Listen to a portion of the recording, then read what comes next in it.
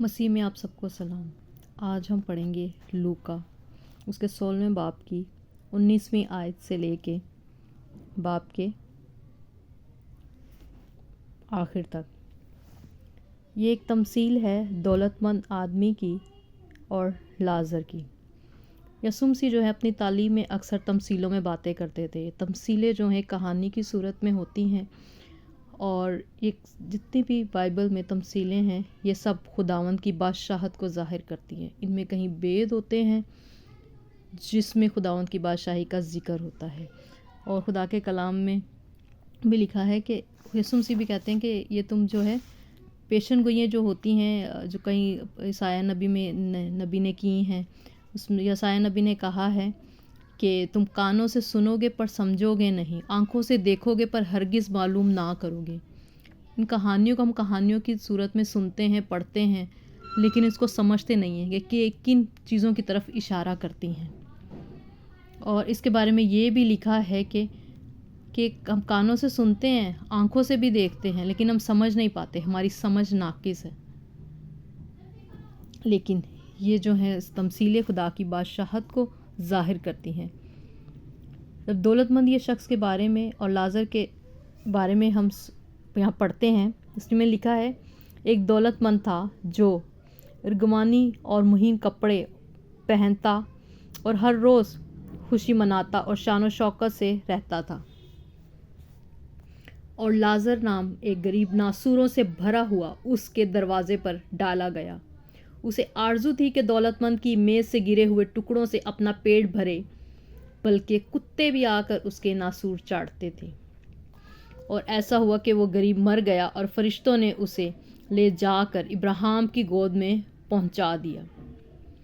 और दौलतमंद शख्स भी मुआ और दफन हुआ। उसने आलम अरवा के दरमियान अजाब में मुब्तला होकर अपनी आंखें उठाईं और इब्राहिम को दूर से देखा और उसकी गोद में लाजर को। और उसने पुकार कर कहा, ए बाप इब्राहिम, मुझ पर रहम कर, लाजर को भेज के अपनी उंगली का सिरा पानी में भिगोकर मेरी ज़ुबान को तर करे, क्योंकि मैं इस आग में तड़पता हूँ। इब्राहिम ने कहा, बेटा, याद करके तो अपनी ज़िंदगी में अपनी अच्छी चीज़ें ले चुका और इसी तरह लाजर बुरी चीज़ें, लेकिन अब वो यहाँ तसल्ली पाता है और तू तड़पता है। और इन बातों के सिवाय हमारे तुम्हारे दरमियान एक बहुत बड़ा घड़ा वाक़या है, ऐसा कि जो यहाँ से तुम्हारी तरफ पार जाना चाहे ना जा सके और ना उधर से हमारी तरफ आ सके। उसने कहा, पस है बाप, मैं तेरी मिन्नत करता हूँ कि तू उसे मेरे बाप के घर भेज, क्योंकि मेरे 5 भाई हैं, ताकि वो उनके लिए सामने से उन बातों की गवाही दे, ऐसा ना हो कि वो भी इस अजाब की जगह में आए। इब्राहिम ने उससे कहा, उनके पास मूसा और अंबिया तो हैं, उनकी सुने। उसने कहा, नहीं ए बाप इब्राहिम, हाँ, अगर कोई मुर्दों में से उसके पास जाए तो वो तौबा करेंगे। उसने कहा कि जब वो मूसा और नबियों की ही नहीं सुनते तो मुर्दों में से कोई जी उठे तो उसकी भी ना मानेंगे। पाकलाम का पढ़ा और सुना जाना हमारे लिए बायसे बरकत हो। अजीज़ों, ये जो कलाम का हिस्सा आपके सामने पढ़ा गया है, ये 2 शख्स के बारे में बताता है, एक दौलतमंद शख्स और एक इर्गवानी महीन कपड़े पहने हुए अमीर शख्स। जो दौलतमंद शख्स है उसके पास सब कुछ था, रोज़ अच्छे कपड़े पहनता था, खुशी मनाता था, शान और शौकत से रहता था। लेकिन और उसके दरवाजे के बाहर एक लाजर नामी एक गरीब शख्स था जो नासूरों ज़ख्मों से भरा हुआ था और उसके दरवाजे पर डाला गया था। और उस लाजर को आरजू होती थी कि दौलतमंद की मेज़ से उसके बचे हुए टुकड़े ही खा के अपना पेट भरे, लेकिन उसकी हालत ऐसी थी, उसे वो भी नहीं मिलते थे और कुत्ते जो आकर उसके ज़ख्म चाटते थे। और वो बेचारा लाजर एक दफ़ा मर गया और फरिश्तों ने उसे ले जाकर बाप इब्राहिम की गोद में पहुंचा दिया। اور دولت مند شخص بھی اپنے وقت پر مر گیا اور دفن ہوا۔ عزیزو، جب ابراہیم اور لازر دونوں جو ہیں یہ مر جاتے ہیں تو ایسا ہوا کہ اس نے عالم ارواح کے درمیان مبتلا ہو کر اپنی آنکھیں اٹھائیں۔ کس نے آنکھیں اٹھائی ہیں؟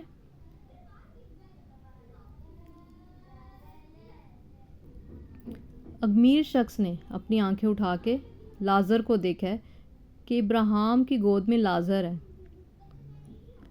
اس کو پکار کے کہتا ہے ابراہیم کو کہ لازر کو بھیج میری طرف کہ یہ اپنی انگلی کا سرا جو ہے بھگو کر میری زبان تر کرے، کیونکہ میں آگ میں تڑپتا ہوں۔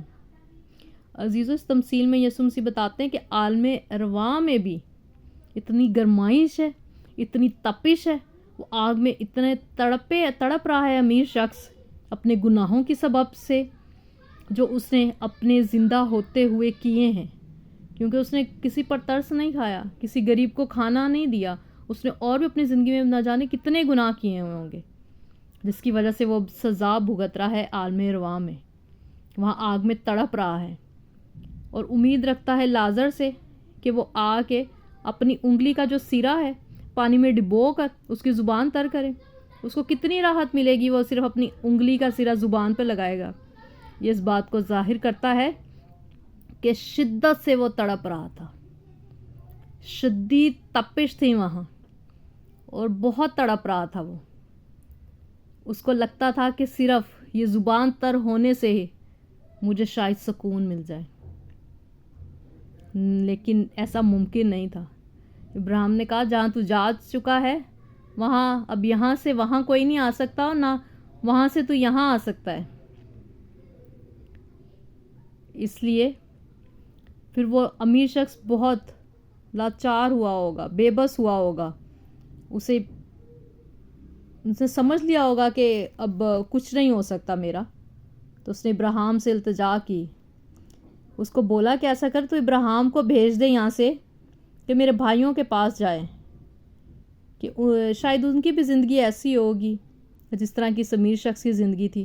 وہ امیر شخص نہیں چاہتا تھا کہ اس کے بہن بھائی بھی، اس کے عزیز و قارب بھی اس طرح کی زندگی جو ہے بسر کریں۔ ابراہیم نے اس سے کہا ان کے پاس موسیٰ اور انبیاء ہیں، وہ ان کی سنیں۔ اس نے کہا نہیں، جب تک کوئی مردوں میں سے جا کے وہاں انہیں نہیں بتائے گا وہ نہیں مانیں گے۔ اس نے کہا جب وہ نبیوں کی نہیں مانتے تو ان کی بھی نہیں سنیں گے۔ عزیزو، اس تمثیل میں بہت ہی گہرائی سے یسوع مسیح ہمیں بتانا چاہتے ہیں کہ عالم ارواح کی جو آگ ہے وہ ہمیں تڑپتا ہوا ہمیں چھوڑ دے گی، تڑپتے رہیں گے ہم اس آگ میں اگر ہم یسوع میں نہیں ہوں گے، اور اس کے حکموں پر عمل نہیں کریں گے، اگر ہماری زندگی یسوع مسیح کی طرح نہیں ہوگی تو ہمارا حال بھی یہی ہوگا۔ اور خوبصورت بات یہ ہے کہ وہ جو امیر شخص ہے مرنے کے بعد بھی اس کو درد ہے اپنے اپنوں کا، اپنے رشتہ داروں کا، اپنے بھائیوں کا، کہ وہ نہ تڑپیں۔ اور اس کلام سے جو مجھے لگتا ہے جو یسوع مسیح ہمیں سکھانا چاہتا ہے وہ یہ ہے کہ ہماری اگر اپنی شخصی نجات یافتہ زندگی اچھی ہے، ہم یسوع میں ہیں، تو ہمیں کیا کرنا ہے؟ دوسروں کی بھی فکر کرنی ہے کہ دوسرے نہ ہمارے عالم ارواح کی آگ میں جائیں، دوزخ کی آگ میں جائیں۔ ان کی ابھی سے فکر کرنا شروع کر دیں آپ، اپنے عزیزوں کی، اپنے بچوں کی، بیوی بچوں کی، اپنے خاندانوں کی، دوستوں کی، کیونکہ یسوع مسیح تو پوری دنیا کے لیے آئے تھے۔ وہ تو نہیں چاہتا، یسوع مسیح تو نہیں چاہتا کہ ایک انسان بھی ہلاک ہو۔ اس لیے ہمیں فکر کرنی ہے اپنے عزیزوں کی، تاکہ ہم جو ہیں انہیں خدا کی بادشاہت تک لے کے جائیں۔ اور اگر ہماری اولاد ہے، ہم نہیں چاہیں گے کہ جو دکھ تکلیف ہم برداشت کریں وہ ہماری اولاد، ہمارے اپنے بھی برداشت کریں۔ یہی یسوع مسیح جو ہے ہمیں بتانا چاہتے ہیں کہ ہمیں سیلفش نہیں ہو جانا کہ اپنی زندگی کو نجات یافتہ رکھنا ہے. اور ان میں سے اس تمثیل میں میرا جو یہ فیوریٹ کریکٹر ہے وہ یہ لازر کا ہی ہے. کیسے مرنے کے بعد بھی اسے اپنے اپنوں کی فکر ہو رہی ہے، کیونکہ اس نے مزہ چکھ لیا ہے. جو اس نے گناہ کیے تھے نا، اب اس کو پتہ ہے، اب وہ پچھتا رہا ہے. ہمیں نہیں پچھتانا، اپنوں کے لیے نہیں پچھتانا، اپنے لیے نہیں پچھتانا. یہ زندگی جو ہے نا خدا نے ایک بار دی ہے ہماری زندگی، تو ہمیں اسی میں ہمیں خداوند کو اپنا لینا ہے، اس میں قائم ہو جانا ہے. کوئی مشکل نہیں ہے. یسوع مسیح کی جو زندگی تھی اس نے صلیب پر ہمیں نمونہ دیا ہے دشمنوں کو معاف کر کے. اس کے بہت مخالف تھے، بہت دکھ سہا اس نے بھی، لیکن اس کے منہ سے کوئی ایسی بات نہیں نکلی. اس نے محبت کا پیغام دیا ہے.